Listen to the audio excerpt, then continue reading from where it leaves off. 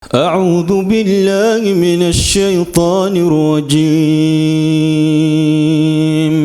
بسم الله الرحمن الرحيم.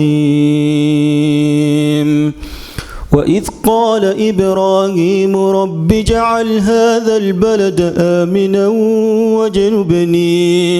وجنبني وبني أن نعبد الأصنام.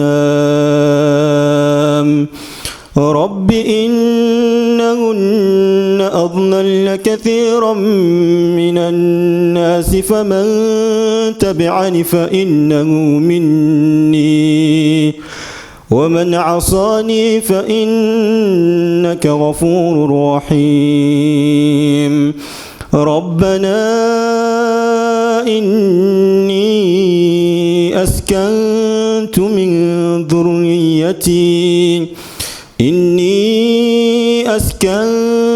من ذريتي بواد غير ذي ذرع عند بيتك المحرم ربنا ليقوموا الصلاة فاجعل أفئدة من الناس تهوي إليهم وارزقهم من الثمرات لعلهم يشكرون. ربنا إنك تعلم ما نخفي وما نعلن وما يخفى على الله من شيء في الأرض ولا في السماء.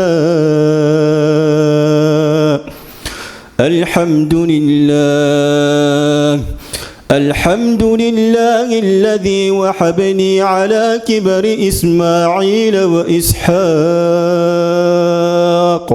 إن ربي لسميع الدعاء. صدق الله العظيم.